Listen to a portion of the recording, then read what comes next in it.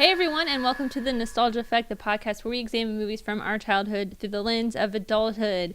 This is a very interesting and special episode. We're all here, but we're all not. But we're also here. not here. It's virtual reality. It's the future. Well, while this is coming out in April, we are recording it at the height of the coronavirus mania. I mean, that was. At least we hope it's the height of the coronavirus. Yeah, I mean, it's right where everyone's like self-quarantining, social distancing, you know, all of that fun stuff. So none of us are in the same room as we usually are. Yep. We're all looking at each other with... We're not looking at each other at all, actually. Actually, yeah. That's true. Well, I'm looking at you guys. Shut up. Oh, that's scary. Joe's in my apartment. It's even creepier than usual. Well, so yeah, this throws off our rhythm. It's great. It's going to be a very interesting episode, couple episodes. We don't know how long this is going to last. This might not even make it, guys. Yeah, this might be the new normal. We're never going to see each other ever again. But instead of talking about the coronavirus and it shutting down Hollywood for probably the third episode in a row, I would say. I mean, yeah, we definitely talked about it a bunch now. Let's talk about something fun, something in the future, something, I think it's coming out this summer. I don't remember when exactly it's coming out, but the new Pixar movie, which, is this a first that they're releasing 2 movies in a year? No. Because they did Onward. Yeah, but then they do that year they had Inside Out, and then they had the Good Dinosaur or whatever. Wasn't that the Pixar? It's like a Pixar movie. Was that Pixar? No, that was Disney. Good Dinosaur was Disney? I don't know. No, it is a Pixar movie. Yeah, it was a Pixar movie that nobody remembers. Yeah, because it's a Pixar movie that nobody likes. I'd never seen it, but like I think that one came out the same year that Inside Out did. So it did, and it was. Not not by accident, right? What happened? It was like more of a. Yeah, well, because they were making the movie, and then it was just not working, so they scrapped it and started over again, basically, and then that, of course, pushed the time back, and so then it just happened. Pushing it back happened to coincide with opening up Inside Out. In the same year as Inside Out. And it's funny because there's only 2, or not only 2, but it's. Let me think. I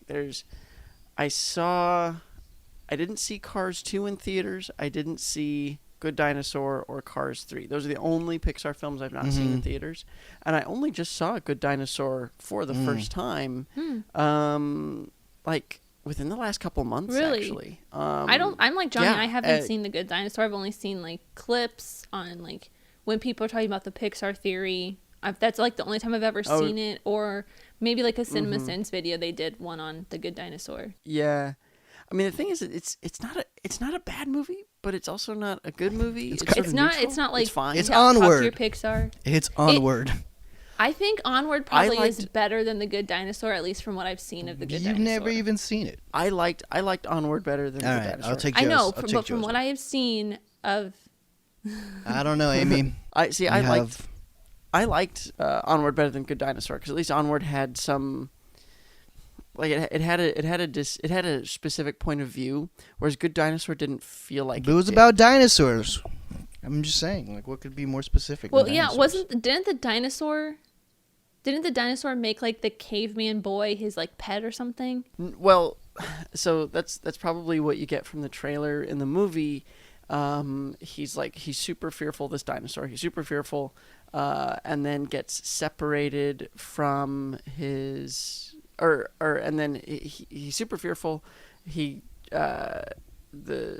family they're like farmers, and this cave boy is stealing their crops, and so he chases after the cave boy, and then he gets lost. His father comes to save him, and then dies in a freak storm while he's trying to save him. And so then when the dinosaur sees the cave boy again, he kind of like pursues him to like get revenge, because it's like if I hadn't gone after you the first time to get you to stop stealing our stuff, then my dad wouldn't be dead. And so then he goes after him. There's a crazy storm, and he's stuck out in the wild, lost and alone, and it's just him and this cave boy, and he's trying to get home. And then they sort of sort of strike up this unlikely friendship. This friendship. Like a lot of Pixar movies. Yeah, but it's just missing something. The thing is it's, I mean, it's even well done and there's a lot of interesting stuff, but and the thing is I remember I was at D23 when they were like presenting it was like their panel presenting Good Dinosaur when it was still in pre-production. And I remember sitting there, like they were talking about all this. They were showing their sketches and talking about sort of how the world works and everything. And I just remembered sitting there and thinking, you don't have a story though. You know, they just had the world building. They didn't have a story. And then then all of a sudden the movie gets pushed back. So it was just one of those things. But yeah, so I only just saw it recently. It's funny because there are some Pixar movies, and this is how I'm going to gracefully connect it back to our talking trailers for Soul. Is there are some Pixar movies where I see the trailer and I'm like, yep, I got to see it. And then there are other ones where I'm like, eh. And I will say Good Dinosaur was definitely that. I would actually say Onward was that, where it's like I saw the trailer and I thought, this doesn't even feel like a Pixar movie. This kind of feels like like Blue Sky, or is it DreamWorks? Is it Blue Sky? Well, so there's DreamWorks, but then there's the other ones. They've done like The Grinch and Horton Hears a Who, and I don't think that's Blue Sky. Is it not Blue Sky? Blue like the new Grinch Point. Blue Sky Studios. It is? I'm pretty sure it's Blue Sky Studios. Yeah. They did Ice Age, Rio, Ferdinand, Horton Hears a Who, Robots. Well, Joe, what I think you're thinking of is actually Illumination. It's a Universal animation. No, and Illumination, like but Blue Sky Studios also exists. And but it was well, yeah, Illumination did like the Dr. Seuss Grinch, the new Grinch movie. Oh, and Horton. That's right. Yeah, they did like the Minions and all that stuff too. Yeah. So no, but it felt like those studios, those animation studios that are not Pixar, and so I that was kind of the vibe I got from the trailer for Onward. Even though I ended up liking Onward a lot better than you two did. But Soul, on the other hand, feels like Pixar. And when I saw the teaser for it, I want to say it was maybe last year. It was 4 months ago. Like middle. It was late last year. Was it 4 months ago? But I saw the trailer for that and I thought, oh, that looks fantastic. It I want to see reminds that. me of Inside Out. It looks a little too much like the animation Inside Out. style it does.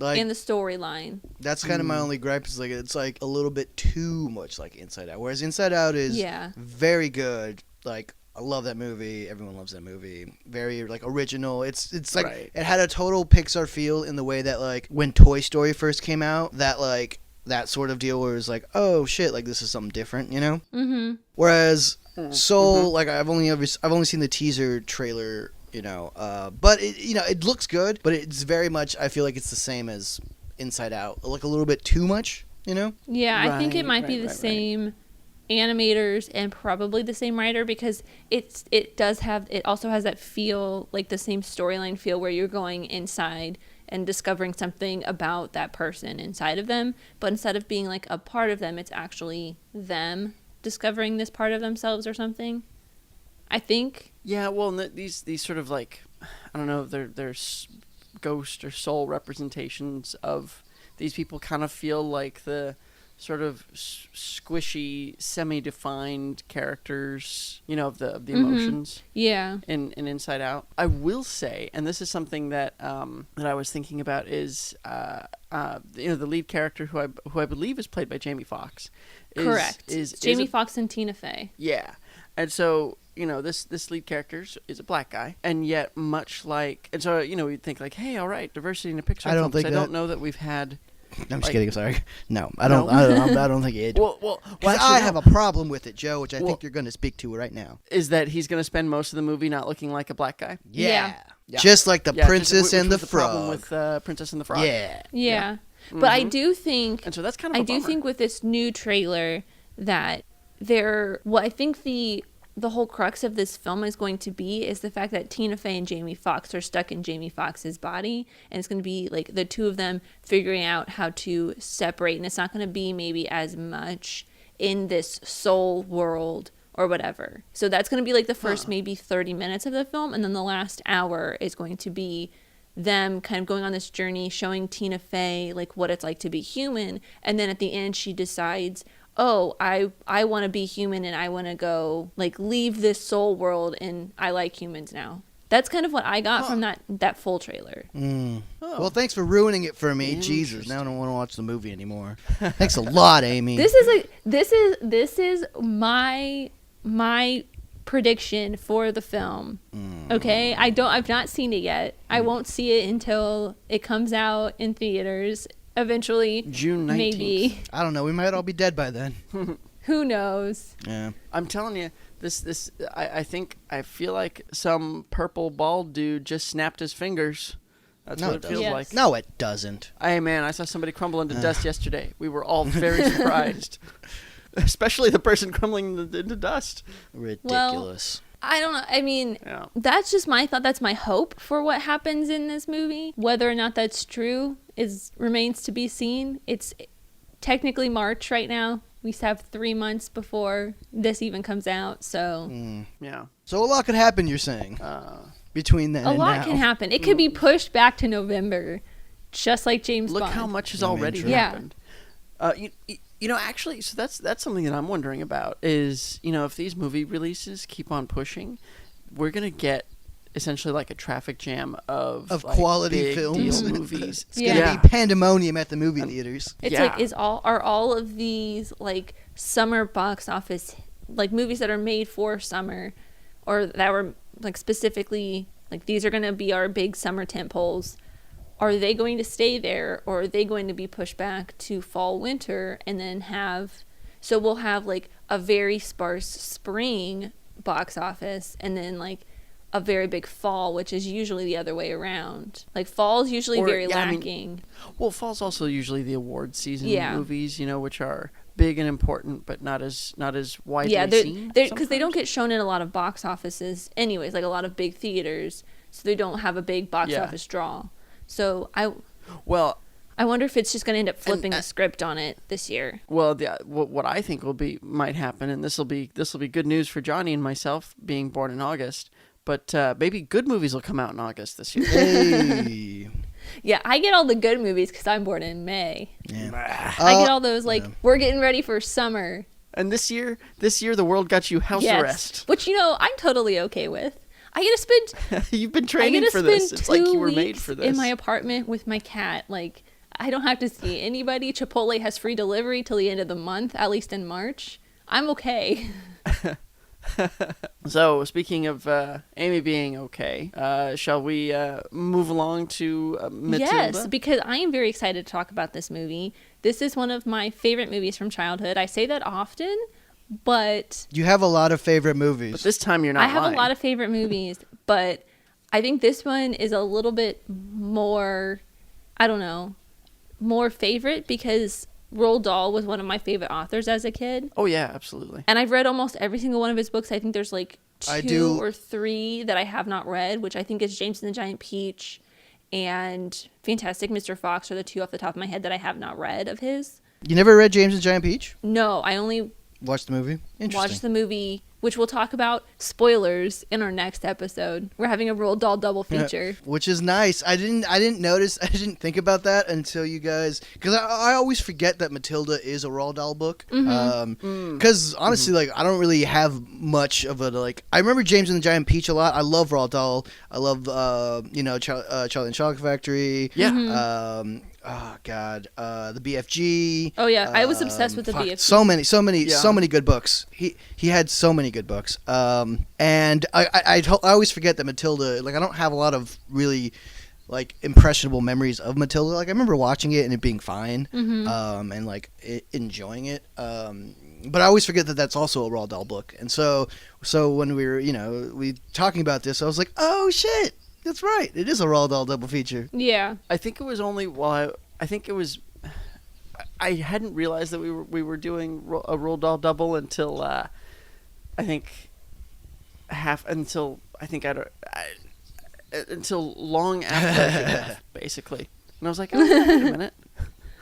And I love Roald Dahl. Yeah, I feel like most any impressionable kid in like elementary and middle school loved Roald Dahl around our age because just like the drawings in that book are like the illustrations are very iconic. Yeah, I like, do think it's more so kids that like to read and people that like to read like Roald Dahl books. I feel like as children, as children, like those books were like easy to read and they were fun to read, and I think that's why, obviously that's why they're so popular. But I do think it is a generational thing because I loved them, but both my sisters did not really care or try to read Roald Dahl. Even my middle sister, who reads a lot, she read a lot more than I did when growing up. But she did not care about Roald Dahl, and she's 4 years younger than me. Well, see, it's funny because I was gonna say, Johnny, you said that it's for like books for kids who like to read, and I was just gonna say that I feel like Roald Dahl was kind of like the first inkling that I had that reading books could be like this, that could be fun, could be interesting, could be entertaining, versus a lot of the other books that you are required to read for school. Same. And so I think that and so maybe it's just, I don't know, Amy, if your sister maybe it just doesn't especially care for. Like some people just aren't. He's trying to call your sister stupid, and he's being real nice about it. But I'm not. My sister, who's smarter than I am, is stupid. Maybe your sister, the doctor, is actually pretty dumb. Have you ever thought about that? Didn't think honestly. So. I thought about it every day. Wow. Up until a certain point when I was younger. You were like, I don't know if this doctor thing. No, this was before she was like. This was like back when she was like still a little kid. I was like, you're not that smart. What a but bitch. Come at me. But maybe also she's just like not a reader. Well, she is like she read some books that I would probably never read. Like she would read at least like 3 to 4 books every month. And I would read like maybe one or just reread Harry Potter again. Yeah. Or Lord of the Rings. Well, it's funny actually that you should bring up Harry Potter specifically, because I was thinking J.K. Rowling kind of tapped into a Roald Dahl vibe for her stuff, because the thing about his books were always, about children who were lost or alone, orphaned, or just terribly mistreated, and then something wonderful would happen to them to sort of to pull them out of that situation. Yeah, I think that might be why I loved Harry Potter so much later down the road when it came out. Yeah. It's because I had this connection with Roald Dahl growing up as well. And so because I mean, like the cupboard under the stairs is so much a Roald Dahl feeling, sort of, it feels like a Roald Dahl invention. I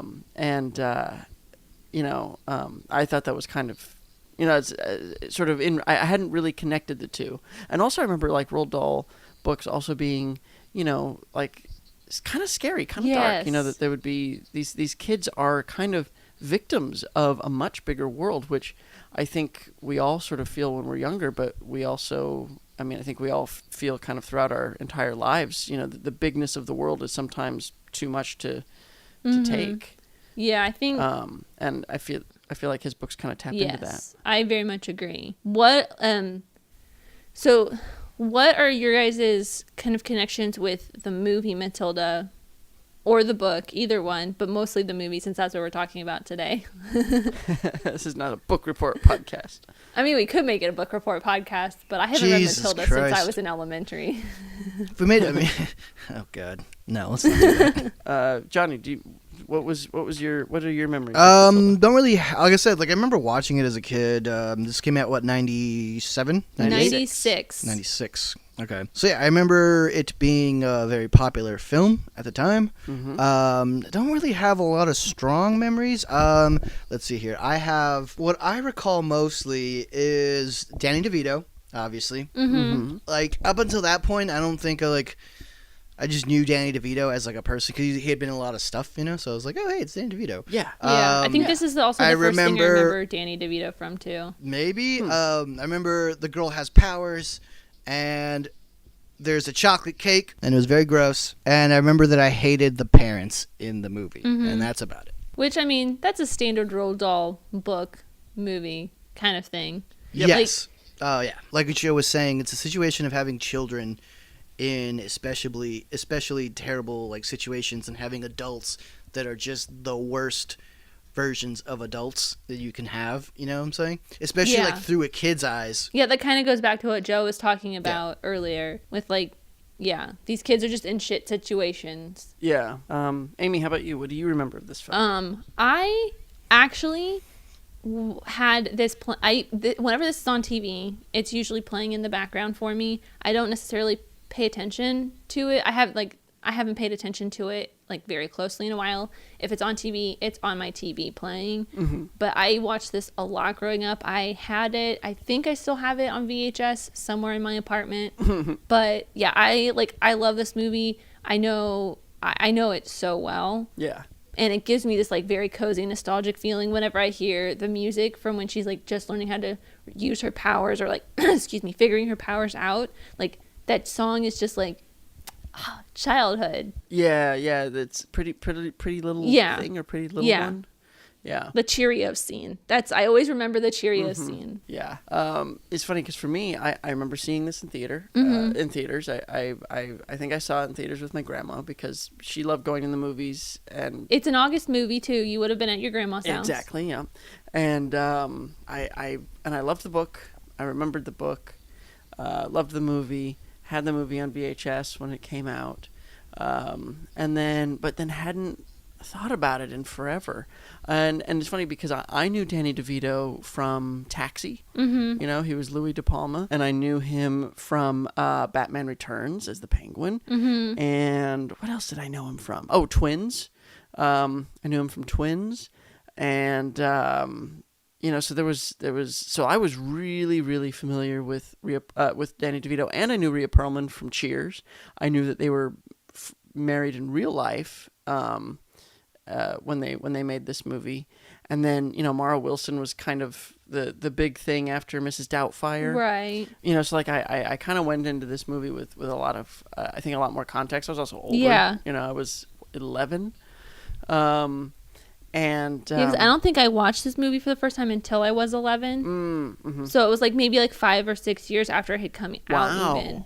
Wow. That's I probably because I probably did not. Well, maybe my grandma had the VHS and I watched it there, but I don't quite remember it as clearly as you probably did, because it was I was 6 or 7. I was just forming memories. Right. But I remember it more from getting into my teens and stuff. Maybe 8 was probably when I watched it for the first time. Mm-hmm. But yeah, so I went into this movie really excited and already loving it. Yeah. So I'm excited to see it again, actually, because it is not a movie I've thought about in a long time, and there's same. I can't think of any reason why that would be the case. Yeah, I'm excited to actually pay attention and watch things more closely than what I have in probably years. Yeah. And the thing is I actually have a good feeling about this one because Danny DeVito's a really good director. He did Throw Mama from the Train and Death to Smoochie. I actually watched that for the first time. I actually watched Death to Smoochie for when we did our Robin Williams episode. Oh, yeah. Mm-hmm. And then I watched Throw Mama from the Train a couple weeks ago when I was just really bored and it was free on YouTube. And I was like, Danny DeVito directed this. And I like Billy Crystal. I like Danny DeVito. Let's just watch it. And we had talked about it a little bit when we did Goonies. I know, because you had talked about Mama in both Goonies and Throw Mama from the Train. And I was like, she got nominated for an Oscar for this role, and I kind of wanted to see a little bit more of a little bit about that. Yeah. All right, ready to watch this thing? I'm ready. I am so ready.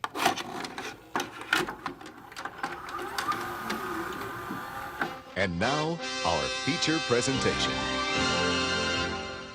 And we're back. So, you guys, what did you think? I loved it. Yeah. This movie it was like a breath of fresh air. I think I have a note that says, this is a perfect adaptation of what a Roald Dahl book feels like. It's exactly what I picture when I was reading it. Yeah. Well, I was going to say that I think that this movie did a nice job of, it sort of updates it. It changes the location. Roald Dahl was uniquely English, I think.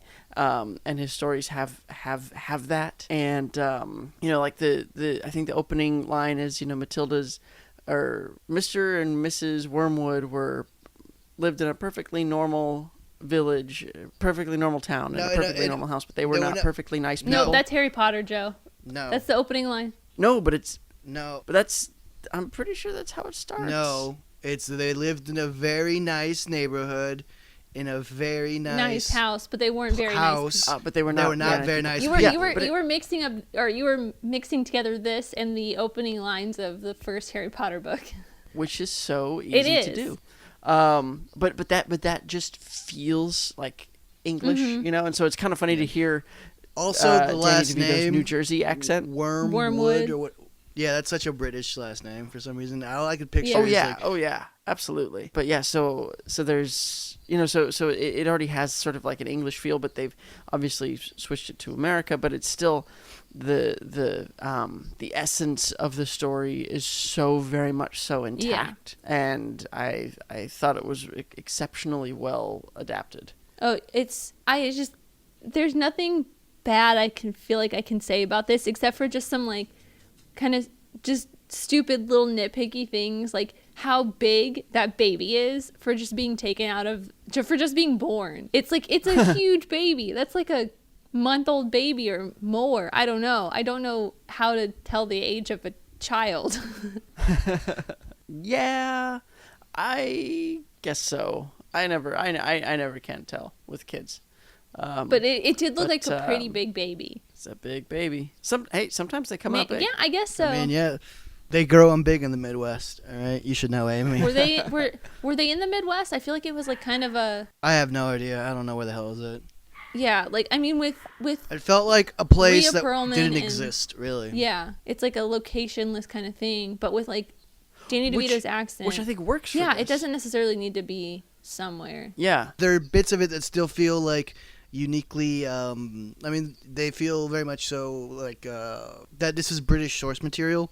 I especially noticed just the fact that, you know, what's her name? Trunchbull.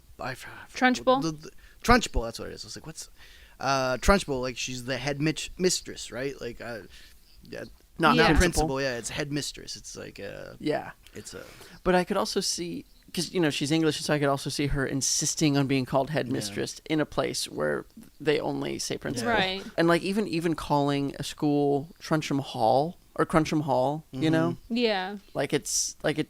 We don't. I mean, I don't know. Maybe there's some places back east that have some of that heritage and would still call a place. Yeah, it did like feel that. kind of a little bit maybe New Englandy, especially with like the style of the house and stuff. Yeah, but it's also, so, you know, we were saying it's locationless, but it's also a little like timeless in terms of, you know, the cars, like the makes of the cars are kind of older and all over the place. The style of the wardrobe is kind of sort of, and like the decoration of the house is kind of 70s, like, so does this happen in the 70s? But then they also have like the TV, you know, and then the FBI guys have like a VHS camcorder. Camcorder, yeah. And so it kind of, in that way, it felt a little bit and it's funny because actually I felt like Tim Burton fingerprints all over this, even though he had nothing to do with it.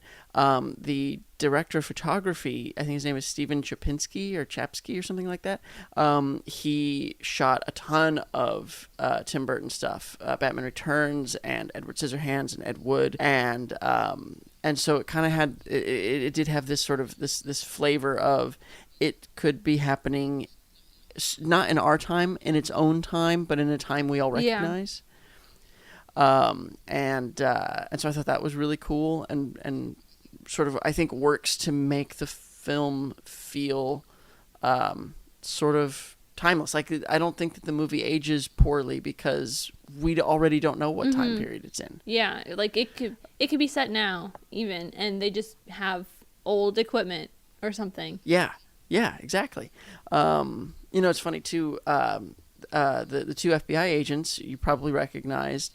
One of them is Paul Reubens. Yes, and I always forget somehow that Paul Reubens is the FBI agent, and I look up on the TV screen and he's there. Yeah. I'm just like, oh, that's right. Pee Wee Herman is an FBI agent. It did throw me off. Yeah, it definitely. I was like, oh shit, it's Pee Wee Herman. Yeah.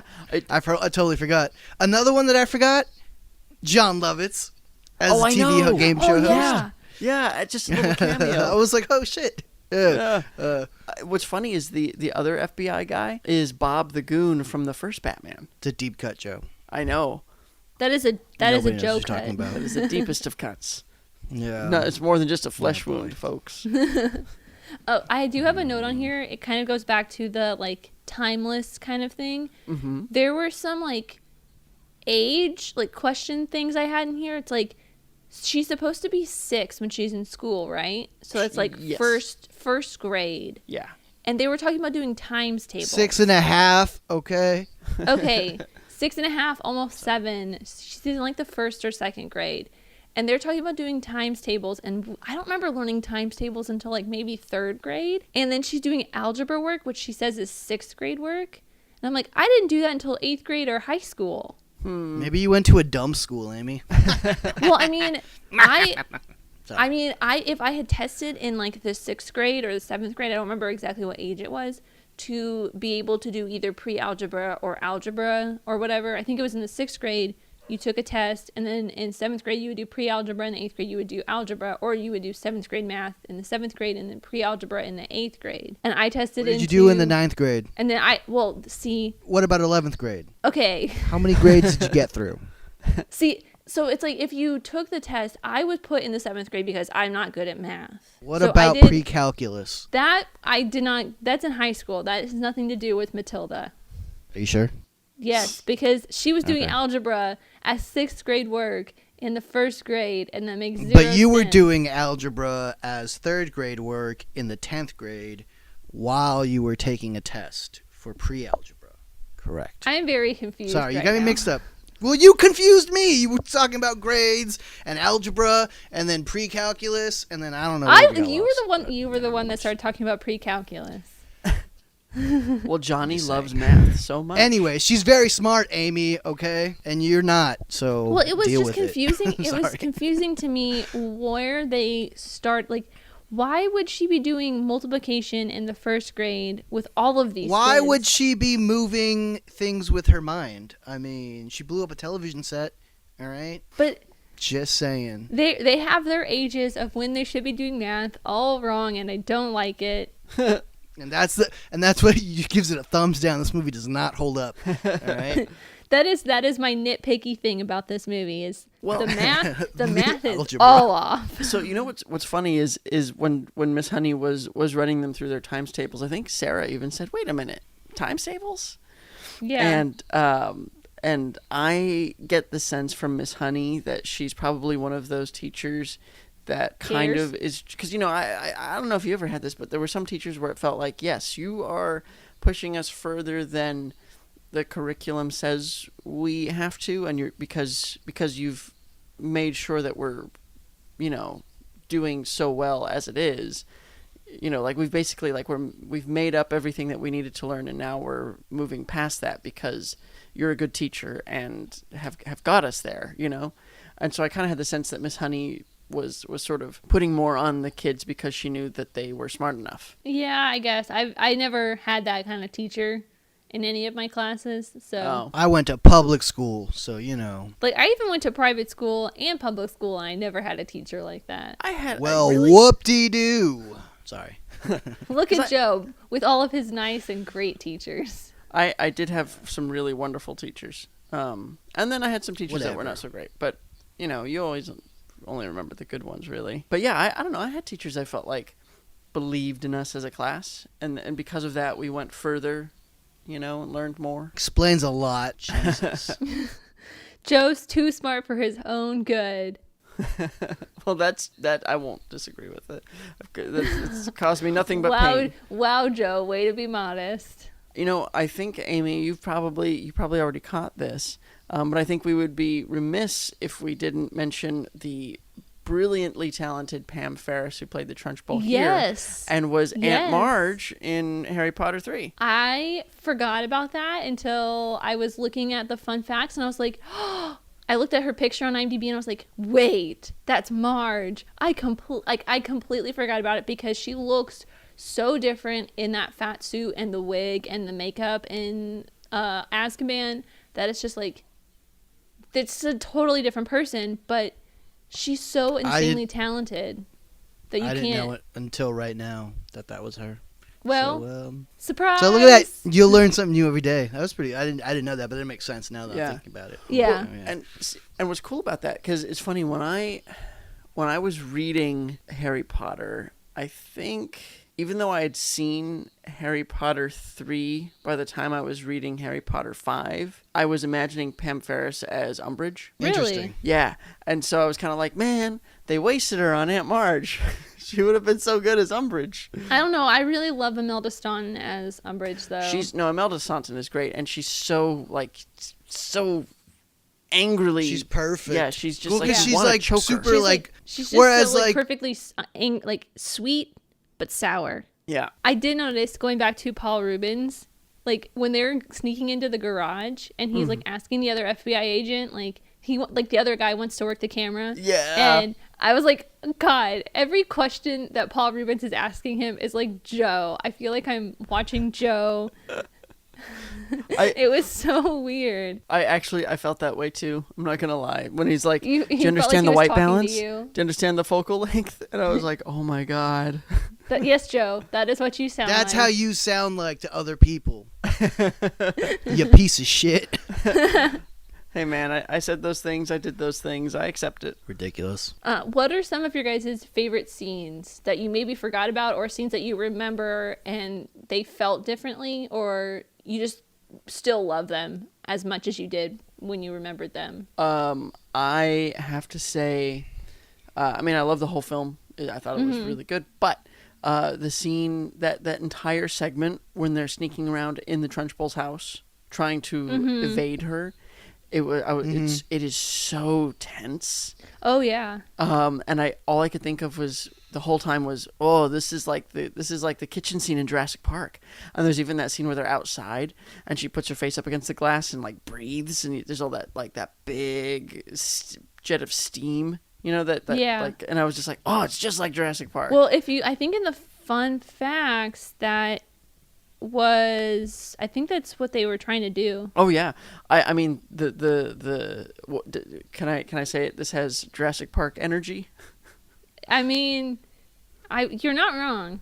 So the whole movie I thought was wonderful and everybody's so good in it, but specifically that scene jumps out as exceptionally well done. Yeah, literally, it's when Matilda's stealing the doll back and she's heading outside the window, Miss Trunchbull puts her face up to the window and steams it up with her nose. This is a nod to the velociraptors hunting the children in Jurassic Park, which came out 3 years prior. Hell yeah. Yeah, it was Nice. it's so good. So good. And it's and oh man, when the Trunchbull is like, you know, she whips off the table cover in the kitchen and looks for her and she doesn't see her, and then you see her like pressed up underneath the table. Yeah. And when we were watching it, Sarah was like, oh my God, you need a lot of core work to be able to do that. Or she's holding herself up with her mind, but she just doesn't realize that she can do it yet. Right. Yeah, like a little bit of help. But God, yeah, I that's such a good scene. Scene that always stands out to me is when Matilda like sneaks into Harry and Zinnia's bedroom and like puts the bleach into his hair oil, and then later she puts the paste in his hat. Yeah. I always remember that. And then the scene in the restaurant afterwards when Zinnia's trying to pull his hat off and it goes flying, and then she like makes the dessert land perfectly in front of her, and then the cake splatters all over her brother. Yeah. Just Which, like, by the way, oh, sorry, keep going, Joe. What I was gonna say is just like it explodes when it lands. It explodes in his face. Oh yeah, and I was trying through the entire movie. I was trying to like the brother reminded me of someone, and after we were talking about the Velociraptor thing, it hit me. He reminds me of that annoying kid at the beginning of Jurassic Park with the Velociraptor claw. Oh yeah, that's not so scary. Yeah. I was like, he looks like somebody familiar, and I tried looking him up, and he was like, he's done nothing. And I was like, wait a second. He's just a carbon copy of this kid from Jurassic Park. I will say. I think you just. So what you're saying is that all fat children actors look the same? He's not that fat. Amy. He's fattest. He's pretty fat. He's fattest. You know, Amy, you brought it up, all that stuff with like the bleach in the hair and the hat glued on and everything. You know, as I was watching it, I was like, is this straying too close into the, you know, slapstick children's movie, let's do kooky things to the bad adults? And I was thinking this movie stays just on the other side of that. Yeah, because I never felt or thought about that. It never really entered my brain that this could be slapsticky. It just felt right. Yeah. But I think Because it's pulling from the source material. I think it also has to do with just Danny DeVito and Rhea Perlman just both being absolute shit parents, where you're just like, yeah, you're like, they're like so terrible, and the adults in general, like, or except for the exception of like, you know, Miss Honey or whatever, they're so terrible that you're actively wanting them to. It's catharsis the same way that it's catharsis for Matilda. You know what I'm saying? Oh yeah, totally. So you're kind of like in the same boat with her, which I feel like other like movies, like when we talk about like kids movies, it's always like, these adults, they're just dumb. You know what I'm saying? Whereas like these adults are like cruel. Yeah. Like if this wasn't a kids movie, this would be terrifying. It'd be a nightmare. I mean, the principal, the first introduction that we get to the principal, she grabs a little girl by her pigtails and literally flings her over a fence. Yeah.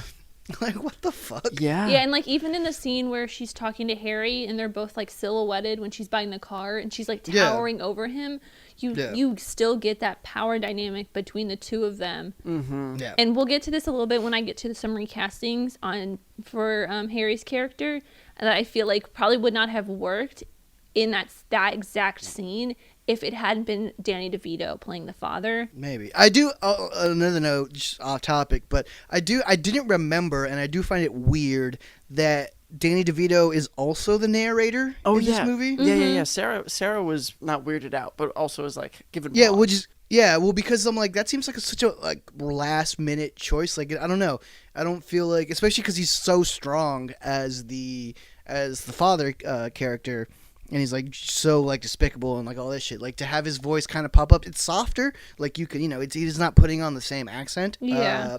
But it's still like, it threw me off for sure, and I was like, wait a minute, what? Yeah, I don't know. think it seems that strange. Yeah, I don't think that strange. ever bothered me. But I can see where it's weird. I think it's just like something that I've accepted is a thing in this movie. Yeah. Because I'm like, I've watched it so many times, and it's like hearing Danny DeVito's voice talking about this story makes complete sense. And I kind of disassociated him from being the father. It's like two different people. Yeah. It's a tale of two DeVitos, is what you're saying? Yes, it's twins, but without Arnold Schwarzenegger. Yeah, it's funny because it was something that Sarah brought up, and I've been puzzling over it, trying to think of like a way, like a story way that makes sense, you know, and I have nothing. I have no explanation for why that should be. There's like other movies like in Charlie and the Tim Burton Charlie and the Chocolate Factory. It's not a great movie by any means. Nope. But having I forget the character's name who plays the Oompa Loompa, but having him be the narrator. Deep Roy. Yes. Deep Roy's group. I think that's right. Having him be the narrator makes sense in the story because he's the narrator throughout that film, and then you see him at the end when they have the Bucket's house sitting in the middle of the like candy land or whatever, and the camera pulls out and he's sitting there sitting on a rock while there's like powdered sugar being sprinkled over the house like snow. And like that makes story sense. But this one, it's like you don't see that it's Danny DeVito. It's just some kind of like disembodied voice telling the story. Yeah, which is why I'm like, which is the weirdness to me, because I feel like if that was the case, it would just be a regular person. Maybe they ran out of money. They just couldn't hire a voiceover guy. And maybe. DeVito was like, fuck it, I'll do it myself. Save some money. But I mean, there's like recasting, so like for the director, but also for the character of Harry. So maybe when they picked Danny DeVito as the director, he was always going to do the voiceover. And then when they decided they didn't want any of these other actors to play Harry, they thought, well, let's just have Danny DeVito do it and he'll be both. And they just never changed it. Economical, I'll say. Yeah. Did you guys ever see the movie Leon the Professional with yeah. No.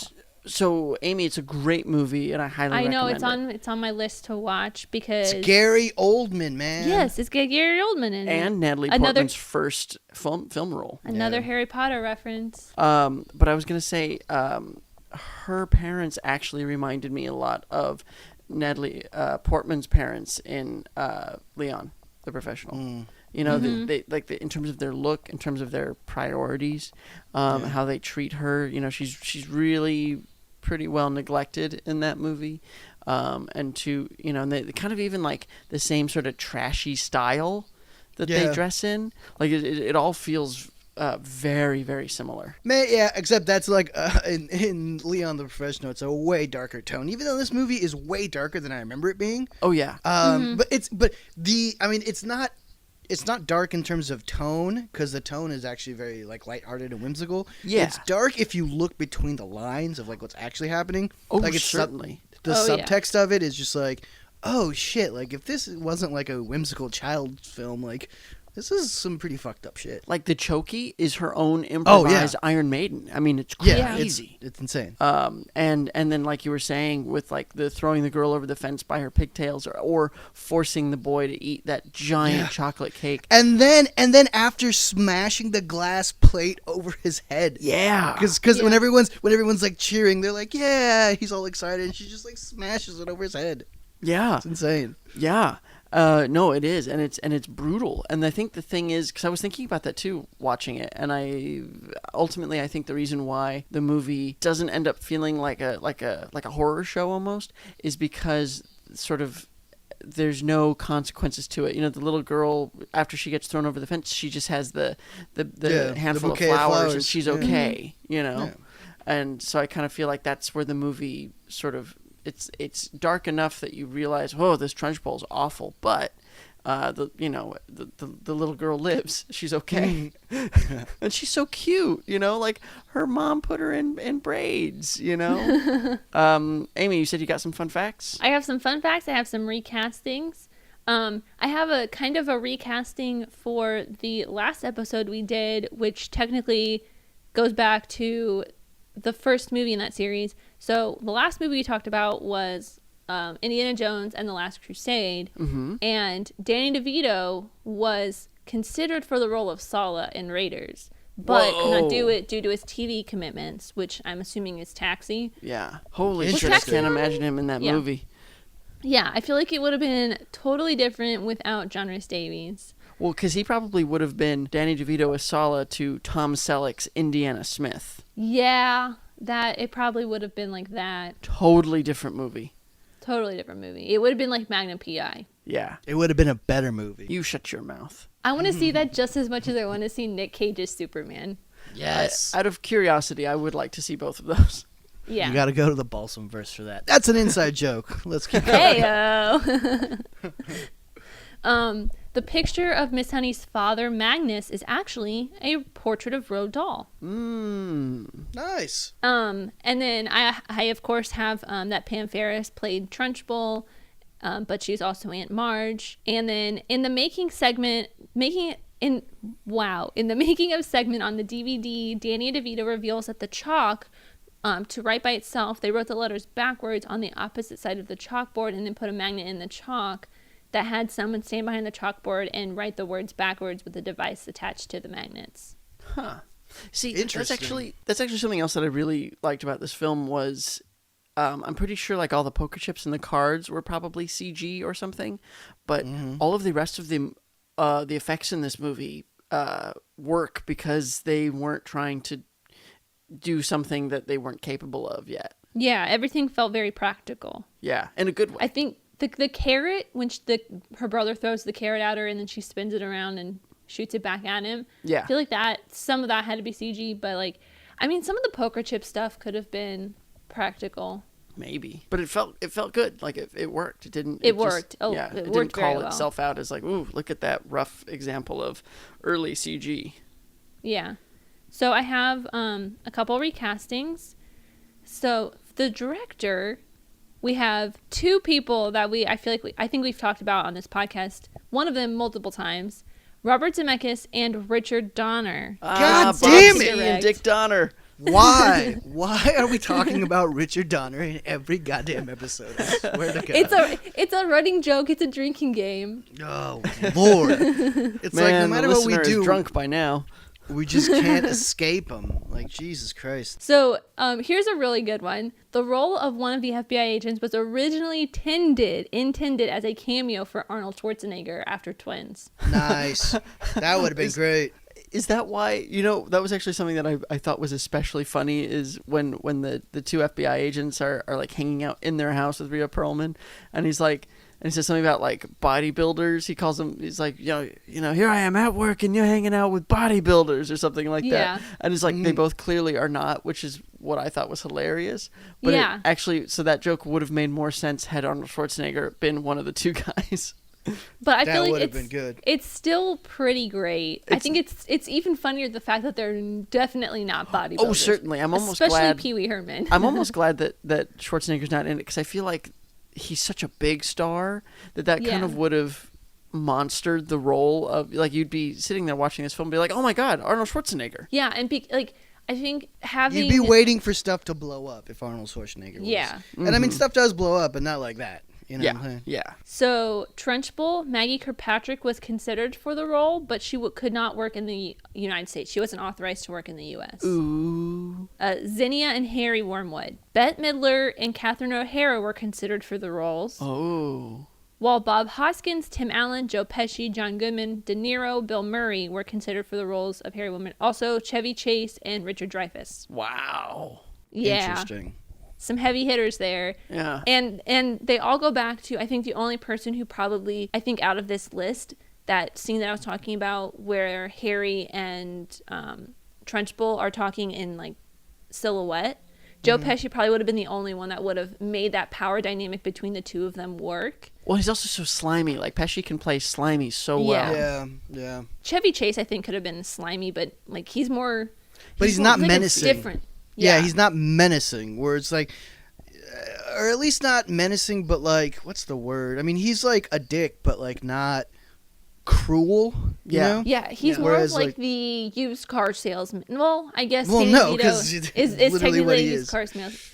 It's like a different version of that. Like, I don't know how to explain it. He still feels like a used car salesman, but not in the same way that Danny DeVito makes Harry Wormwood. Yeah, because like I believe that Danny DeVito's Harry Wormwood is like a child abuser, like actually beats her. You know?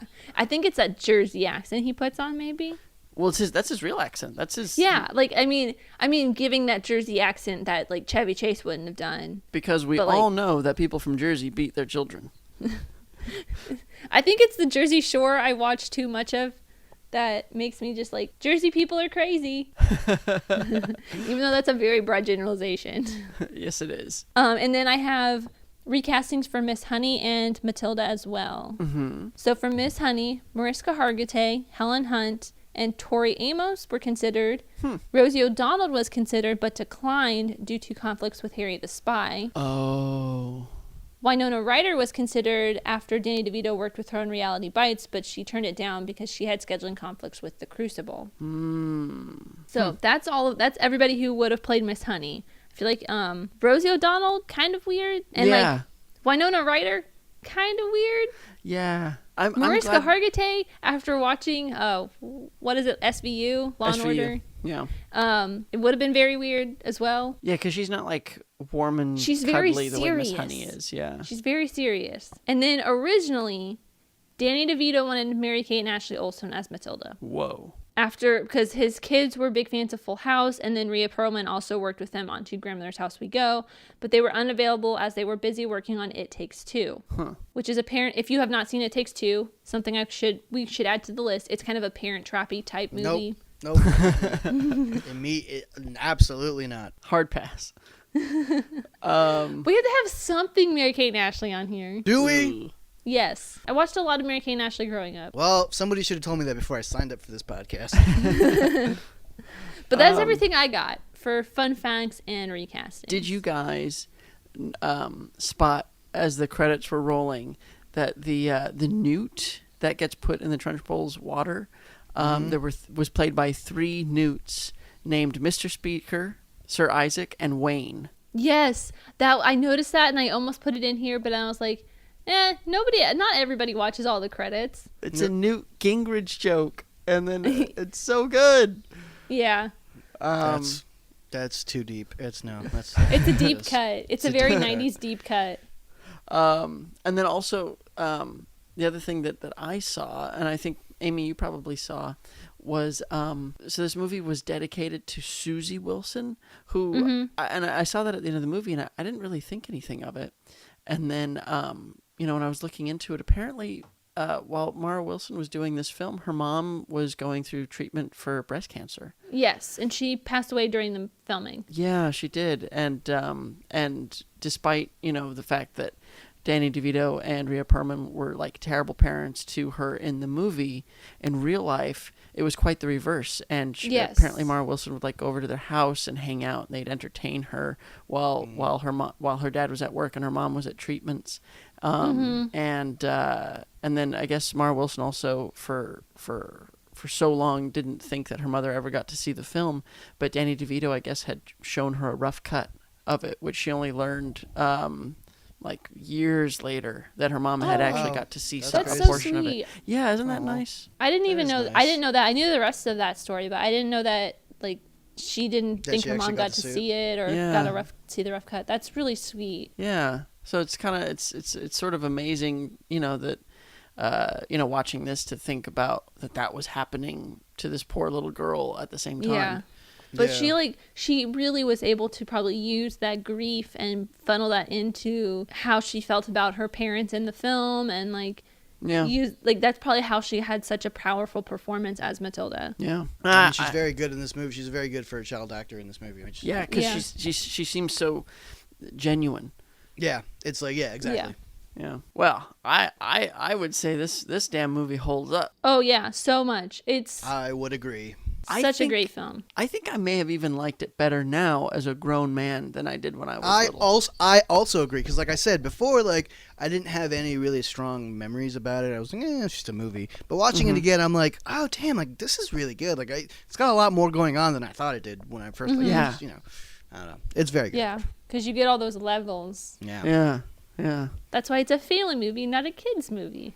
I would agree with that statement. Yeah, that's very good. Well, that is Matilda. Let us know what you guys think on Instagram or Twitter at Nostalgitis, NOSTALGITIS, or you can email us at nostalgiaeffectpod@gmail.com. And don't forget to be kind and rewind. Yay! Boom. Stay safe, everybody.